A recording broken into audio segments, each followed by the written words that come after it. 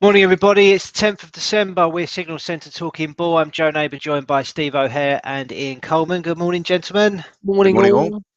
How are we today? Yeah, all good in the hood. Pretty good. Ian's got his feet on the ground now after his Yes. Yeah, all in one parachute jump piece.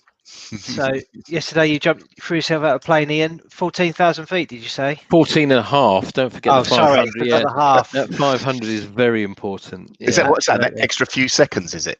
I think so. Mate Yeah. Rob did it in New Zealand when he was younger, and he got 45 seconds of free fall, and this Yeah. one was 57 seconds. So he has a little thing on his wrist that tells you the speed, 137 miles an hour. Wow. And Brilliant. you got a nice picture to show us, have you? Yeah, so I shall. Have I shared my screen? Let's. It's this one here. So but if you zoom in, this is the true expression. Look. That's the oh my That mouth is fucking open. good God. Yeah. That's me screaming actually at that point. This was when I said that the guy was just underneath. So he's literally here. Like he feels like you can touch him, the bloke with the camera. Yeah. So fantastic. That was quite surreal. But I love that. And that just looks like a staged photo, though, doesn't it? It just doesn't look like you're travelling at 137 miles an hour. That's what everybody else has said. Everyone's gone, oh, nice wallpaper. Inside a cubicle or something like that. But yeah, that's lovely. So it's a weird part of the world actually. It's just the other side of Nottingham, Langer Airfield, but it's quite a little foodie area because you've got Melton Mulberry there. And I stopped at Cropwell Bishop on the way back and got some Stilton for Christmas. Nice. But these guys that do this, I mean, the airfield looks a little bit aged, if you like, but they live. There's about 50 caravans that are all absolutely knackered, and it's called Langer Fields, and they all these guys that do all the jumps and all the rest of it, they all live in these caravans. So. Seriously? Was the guy that took you not supposed to be out or something? Out what? Anywhere, because he's covered his face up. He didn't want anyone to see him. yeah, probably. He's still furloughed. He's a really nice guy, actually. He's a really nice guy. Luckily enough, he didn't stop talking, so that sort of took the edge off a little bit. Yeah. Excellent. All right. Good fun. Well done, mate. Right, back to the markets. Yes. Okay. So what's going on? Big day of European politics and economics ahead for us today. We've got leaders set to meet in Brussels to discuss further pandemic coordination. And obviously mixed in with that, we've got what's going on with Brexit. There was no breakthrough yesterday in the dinner meeting between Boris Johnson and Ursula von der Leyen.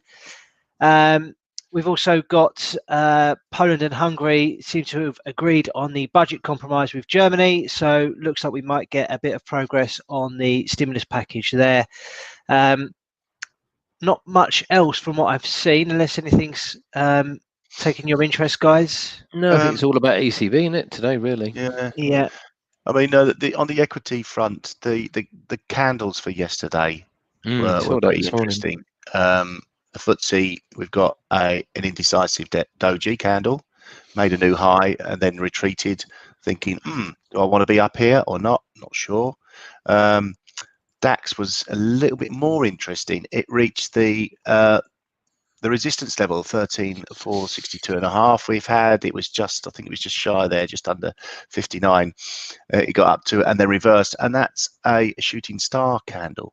Now, to have a shooting star formation, you need to have a sell-off today, and that will give us signs that things are going to reverse or correct, or even trade sideways and correct the sort of the overbought conditions we've got. I think we mentioned the sort of like the levels on the month. This is a monthly chart, isn't it? Let's look at the weekly chart. It's a little bit more interesting. Yeah, so we're sort of like, last week was a bit of a doji week, so we could get a rejection. I don't know, it's a bit early to say. I'd rather than selling it here and actually a hanging man in the CAC last week.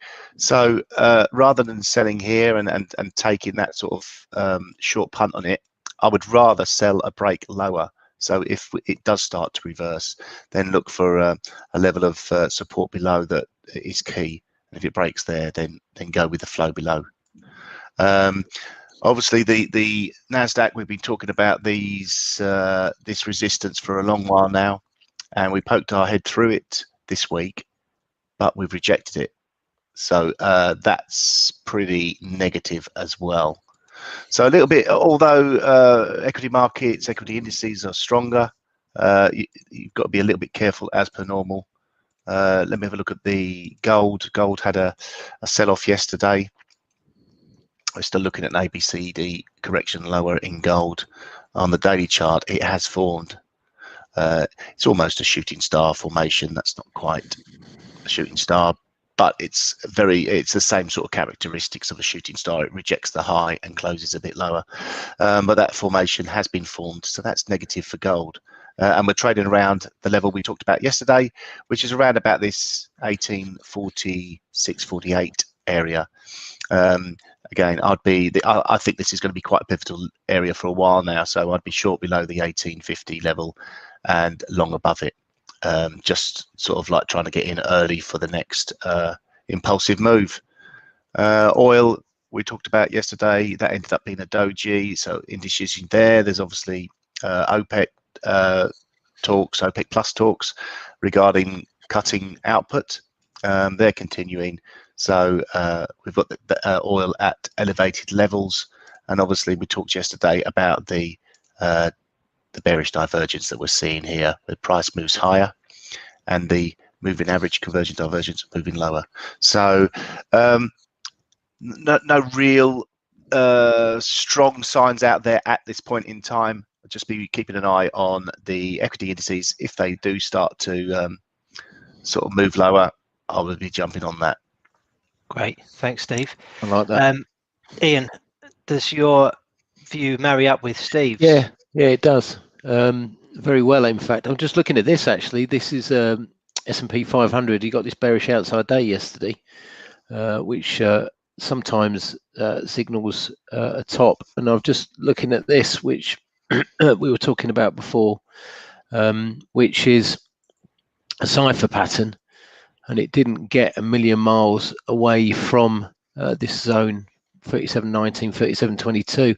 We are starting to see a little push up this morning, so I've sort of looked at sort of intraday charts or a very short time frame, the hourly chart, and just wondering whether or not we are just going to poke our heads up and get to this level here. But normally when, and we do discuss this a fair bit, when there's a major change in sentiment, it's normally because there's a major event,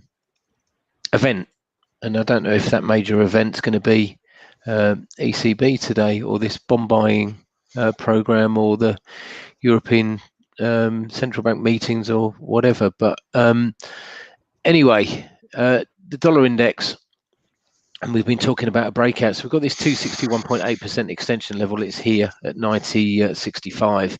We've held it quite well. We did poke through it on an intraday basis, then made a doji, then made a doji, then made an inside day, then made an outside day.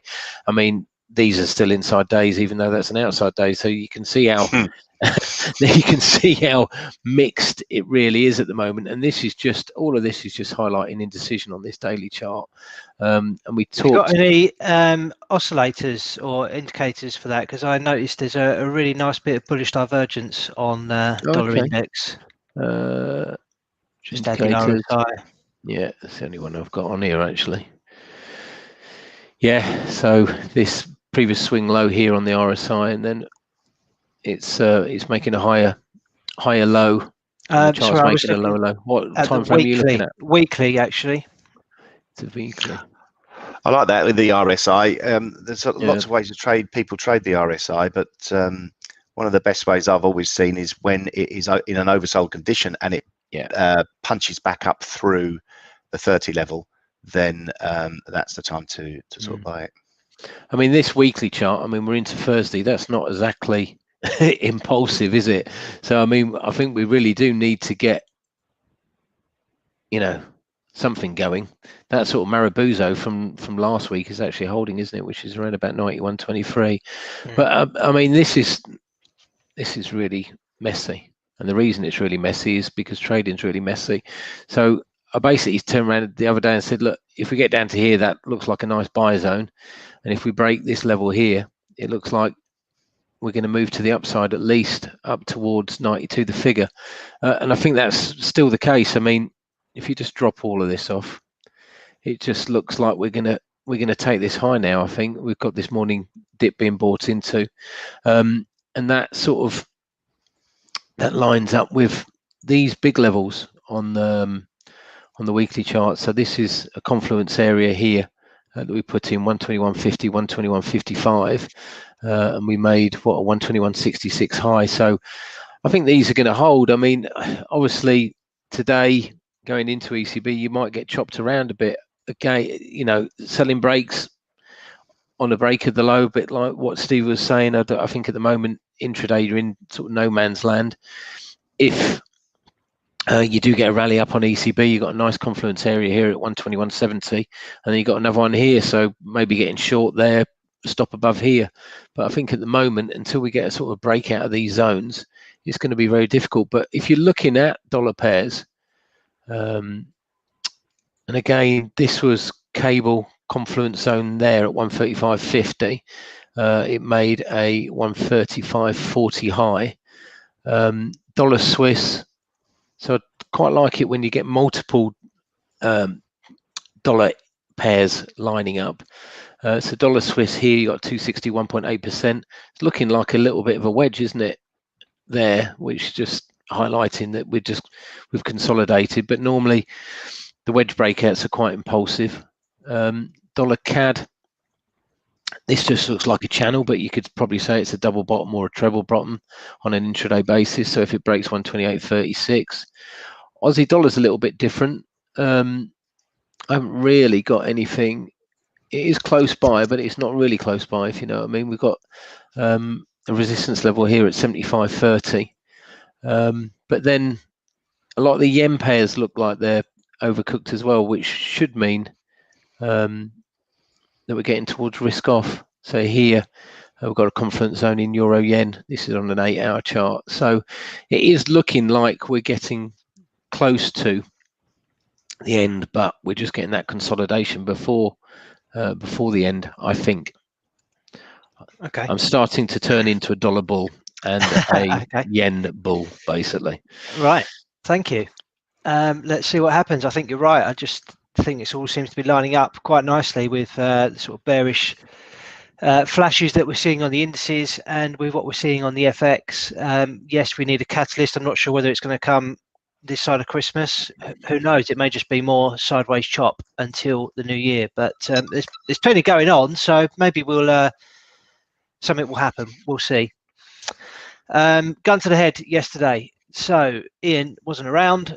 So we had two trades. We had a Bitcoin long and a gold long.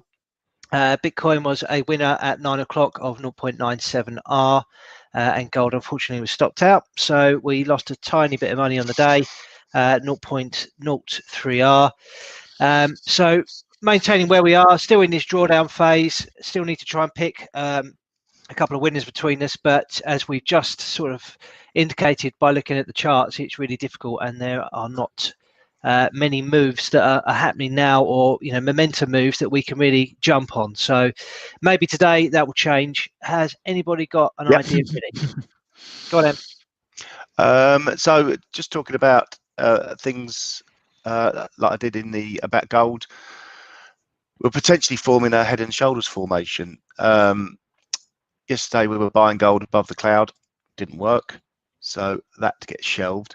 But obviously we've got this gold moved down to 1825 before finding support, and the support also goes back to the 3rd of December and around the 7th of December where it got down to 1822.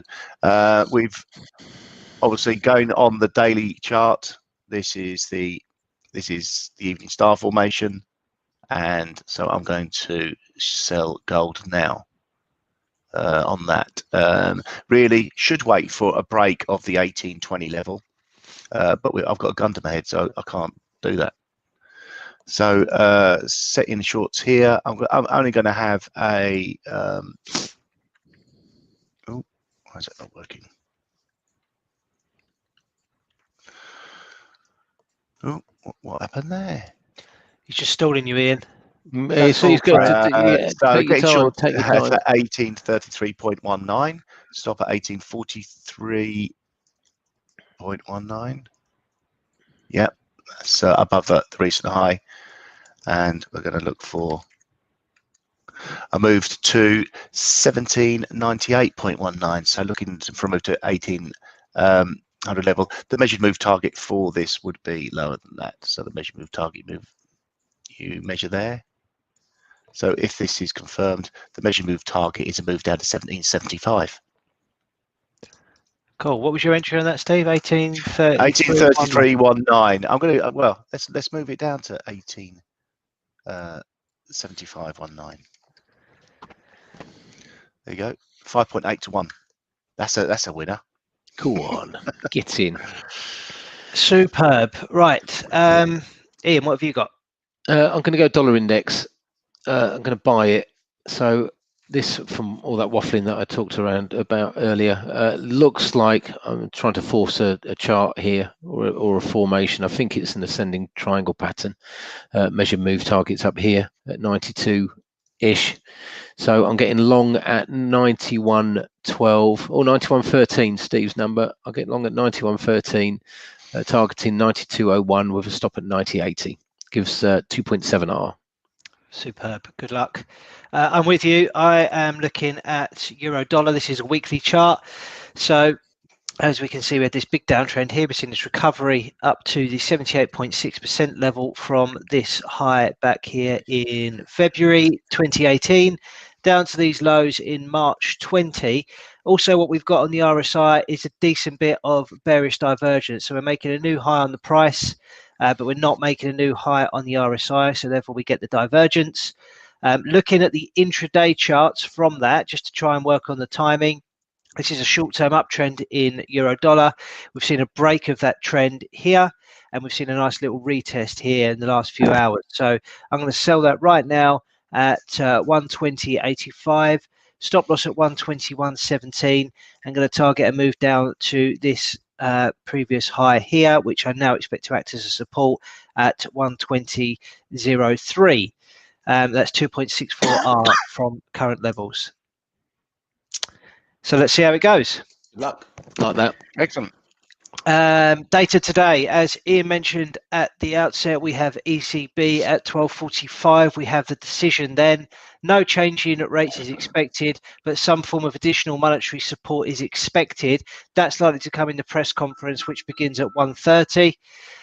We've also got a 1:30 US CPI and initial jobless claims. Prices expected to rise to 1.2% year on year and 0.1% month on month. Core CPI is expected to rise to 1.6% year on year, and claims are expected to fall to 710,000 from 712,000 a week earlier. So not much change there. Anything else, gentlemen? No, we're all good. Excellent. Okay, well, let's wrap it up today. Good luck with your trades, and we will be back tomorrow morning. Indeed. Cheers. Enjoy. Have a good one. Bye-bye. Mate.